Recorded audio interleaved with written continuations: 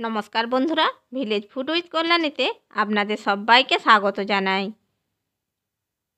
আজকে আমি আপনাদের সঙ্গে শেয়ার করতে চলেছি মশলা বেগুন ভাজা রেসিপি। বন্ধুরা, যে কোনো নিরামিষ দিনে এই মশলা বেগুন ভাজা বানিয়ে ফেলতে পারেন। আর এই বেগুন ভাজা বানানো ভীষণই সহজ। সত্যি বলছি বন্ধুরা, গরম গরম ভাতের সাথে বা গরম খিচুড়ির সাথে এই বেগুন ভাজাটা কিন্তু একেবারে জমে যাবে। বন্ধুরা, আমরা সরস্বতী পুজোর দিন খিচুড়ি খাই। এই নিরামিষ খিচুড়ির সাথে এই মশলা বেগুন ভাজা খুব সুন্দর কিন্তু খেতে লাগবে। তাই বলছি বন্ধুরা, ভিডিওটা স্কিপ না করে পুরোটা একবার দেখে নিন। আর আমার চ্যানেলটিকে এখনও যারা সাবস্ক্রাইব করেননি, সাবস্ক্রাইব করার জন্য অনুরোধ রইল। তাহলে চলুন বন্ধুরা, কিভাবে মুচমুচে মশলা বেগুন ভাজা বাড়িতেই বানানো যায় সেটা শুরু করা যাক।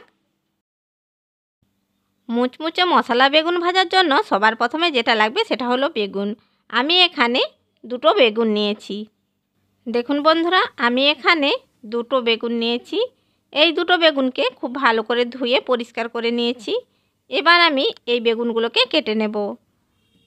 আমি একটা ছুরির সাহায্যে প্রথমে একটা বেগুনের মাঝখান থেকে অর্ধেক করে নিচ্ছি।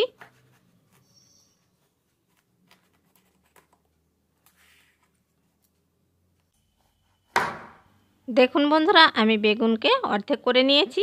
এবার এই বেগুনটাকে লম্বা লম্বা করে কেটে নেব।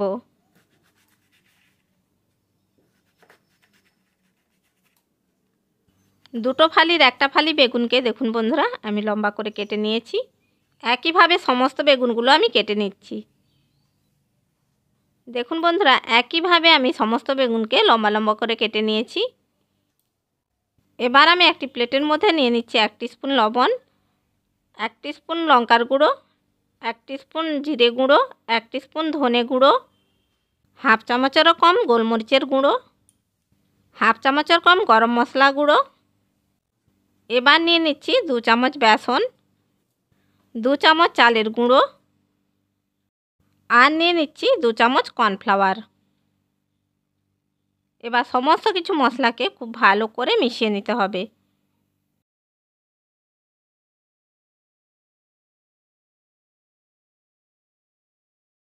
দেখুন বন্ধুরা, সমস্ত কিছু শুকনো উপকরণগুলোকে আমি খুব ভালো করে মিশিয়ে নিয়েছি। এরপর অল্প অল্প করে জল দিয়ে কিন্তু এটাকে আমি মেখে নেব।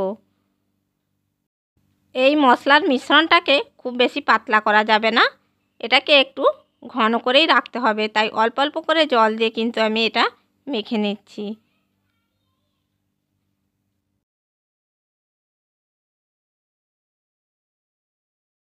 একসাথে বেশি জল দিলে মশলাটা অনেকটাই পাতলা হয়ে যাবে। তাই অল্প অল্প করে আমি জল দিয়ে মশলাটাকে তৈরি করে নিচ্ছি।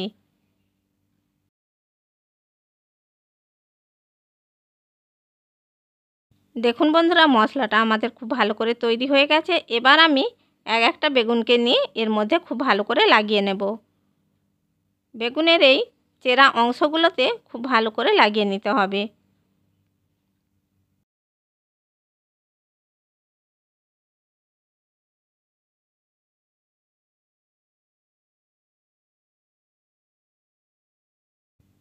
দেখুন বন্ধুরা, একটা বেগুনের গায়ে আমি খুব ভালো করে মশলা মাখিয়ে নিয়েছি। এবার এটাকে একটা প্লেটের মধ্যে রেখে দিচ্ছি। একই রকমভাবে আমি সমস্ত বেগুনের ফালির মধ্যে মশলাগুলো মাখিয়ে নেব। আমি আরেকটা বেগুনের ফালির মধ্যে মশলা মাখিয়ে দেখিয়ে দিচ্ছি। বেগুনের এই ফালির মধ্যে খুব ভালো করে মশলাগুলো মাখিয়ে নিতে হবে।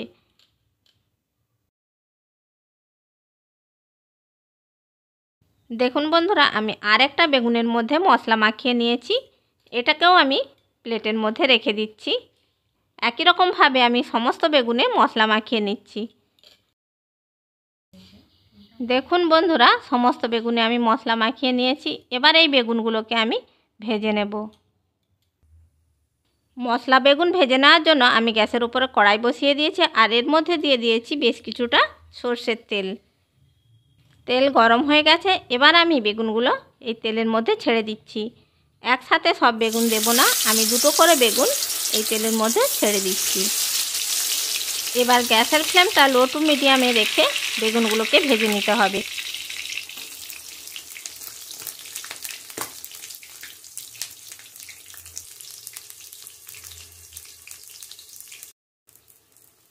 বেগুনগুলোর এক পিঠ ভাজা হয়ে গেছে, এবার আমি এটাকে অন্য পিঠে উল্টে দিচ্ছি।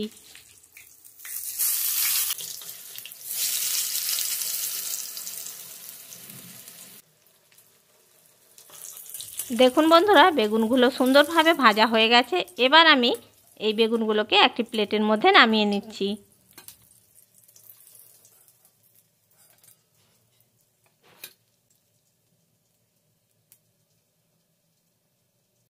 একই রকমভাবে আমি বাকি বেগুনগুলো ভেজে নিচ্ছি।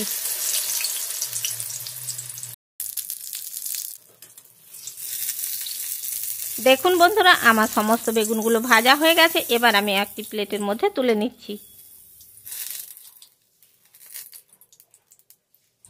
এবার আমি এই বেগুন ভাজাগুলোকে একটি প্লেটের মধ্যে সার্ভ করে নেব। আমি বেগুন ভাজাগুলোকে একটি প্লেটের মধ্যে সার্ভ করে নিচ্ছি। তৈরি হয়ে গেল আমাদের মশলাদার মুচমুচে বেগুন ভাজা। এবার আমি এই বেগুন ভাজাকে একটু ছিঁড়ে দেখাচ্ছি, দেখুন কতটা মুচমুচে হয়েছে। তাহলে বন্ধুরা দেখলেন তো কত কম সময়ে মশলাদার মুচমুচে বেগুন ভাজা বানানো যায়। বন্ধুরা আপনারাও এই রকম মশলাদার মুচমুচে বেগুন ভাজা বানিয়ে ফেলুন। আশা করি বন্ধুরা আমার রেসিপিটা আপনাদের ভালো লেগে থাকবে। রেসিপিটা ভালো লাগলে লাইক করবেন, শেয়ার করবেন আর কমেন্ট বক্সে আপনাদের মূল্যবান মতামত জানাবেন। আর এই রকম আরও নানা রকমের রেসিপি পাওয়ার জন্য আমার চ্যানেলটিকে সাবস্ক্রাইব করে বেল আইকনটি প্রেস করে দেবেন।